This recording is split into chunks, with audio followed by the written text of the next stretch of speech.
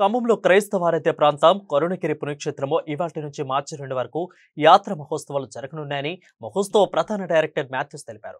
తెలుగు రాష్ట్రాల వ్యాప్తంగా ఉన్న క్రైస్తవులు ఉపవాసీ దీక్షలకు విరమిస్తూ పూజా కార్యక్రమాలలో పాల్గొంటారని మాథ్యూస్ తెలిపారు. ఇదే అంశంపై మరింత సమాచారం ఫాదర్ మాథ్యూస్తో మా ప్రతినిధి ఉపేందర్ అందిస్తారు.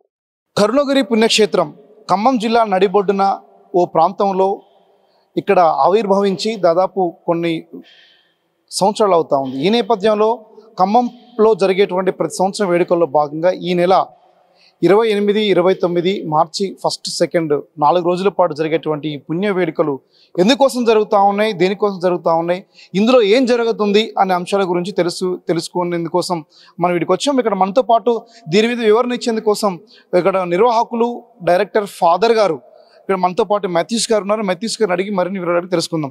మాథ్యూస్ గారు చెప్పండి, అసలు ఈ పుణ్యక్షేత్రం ఏంటి, ఈ వేడుకలు ఏంటి, ఎందుకోసం ఈ వేడుకలు జరుపుతూ ఉన్నారు? నమస్తే అండి. ఈ రోజున మీరు మా దగ్గరికి రావడం చాలా సంతోషకరమైనటువంటి విషయం.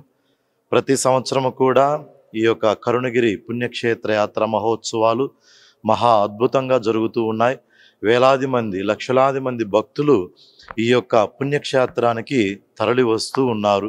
ఎంతోమంది ఆ కరుణామణి యొక్క దీవెనలు పొందుకుంటూ ఉన్నారు. ఈ యొక్క పండుగ మేము ఎందుకు చేస్తున్నాము అంటే, ఆ యేసు ప్రభు కరుణామయుడు. ఆ కరుణను ప్రపంచానికి తెలియపరచడం కోసం, ఆ దేవుని యొక్క నామాన్ని మహిమపరచడం కోసం ఈ యొక్క పండుగను ప్రతి ఏడాది ఎంతో గొప్పగా చేస్తూ ఉన్నాం. ప్రతి సంవత్సరము కూడా భక్తులు తండోపతండాలుగా వచ్చి వారి యొక్క మొక్కుబడులను చెల్లించుకుంటూ, అదేవిధంగా ఇక్కడ జరిగేటువంటి పూజా కార్యక్రమాలలో పాలు పంచుకుంటూ, ఆధ్యాత్మిక కార్యక్రమాలలో వాళ్ళు పాలు పంచుకొని ఎంతో ధన్యతను పొందుకుంటూ ఉన్నారు. మరి ఈ సంవత్సరము కూడా ఎంతో ఘనముగా ఏర్పాట్లు జరుగుతూ ఉన్నాయి. ఈ సంవత్సరం ముఖ్యంగా ఈ రోజున పతాకావిష్కరణతో ప్రారంభమైనటువంటి ఈ యొక్క పండుగ మార్చి 2వ తారీఖున ముగియనున్నది. కాబట్టి మీ అందరిని కూడా ఈ యొక్క పండుగకు ఆహ్వానిస్తూ ఉన్నాను. మరి ప్రేమతో ఈ యొక్క పండుగలో పాలు పంచుకొని ఆ కరుణామణినటువంటి యేసు యొక్క దీవెనలు పొందుకోవాలని మీ అందరినీ ప్రేమతో కోరుకుంటూ ఉన్నాను. అంటే ప్రధానంగా క్రైస్తవులు అనంటే డిసెంబర్ 20వ తారీఖు జరిగిన వేడుకలు అంటారు, ఆ తర్వాత గుడ్ ఫ్రైడే వేడుకలు అంటారు. ప్రధానంగా ఇప్పుడున్నటువంటి ఆర్సీఎంలో కీలకమైనటువంటి ఈ పుణ్యక్షేత్ర యాత్ర మహోత్సవాలకు సంబంధించి ఇందులో విశిష్టత ఏంటి అసలు? ఇక్కడ పాల్ మైపన్ తండ్రి గారు ఉన్నప్పుడు ఈ యొక్క ప్లేస్ని ఎంచుకొని ఈ యొక్క స్థలములో కూర్చున్నప్పుడు అతనికి ఒక ప్రేరణ కలిగింది. ఇక్కడ ఏదో ఒక పుణ్యక్షేత్రాన్ని ఏర్పాటు చేయాలి, ప్రజలందరూ కూడా ఇక్కడ కదిలి రావాలి, యేసు అంటే ఎవరో తెలుసుకోవాలి అన్నటువంటి మంచి ఉద్దేశంతో ఈ యొక్క పనిని ఇక్కడ ప్రారంభించారు.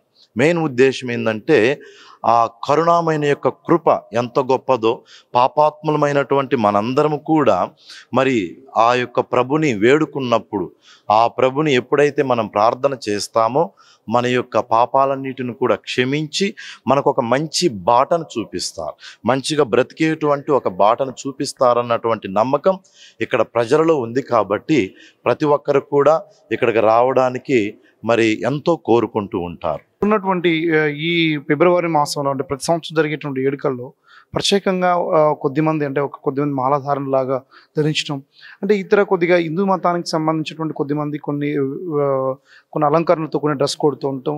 ఇప్పుడు కూడా కాస్త పుణ్యక్షేత్రం వేడుక అనగానే మన దగ్గర కూడా పర్పుల్ కంటే వంకాయ కలర్లో ఉన్నటువంటి కొద్దిమంది పబ్లిక్ కూడా ఆ డ్రెస్ కోడ్తో కనిపిస్తున్నటువంటి నేపథ్యం, దీన్ని ఎట్లా చూడాలి? అంటే జనరల్గా దీనికి తేడా ఏంటి అసలు?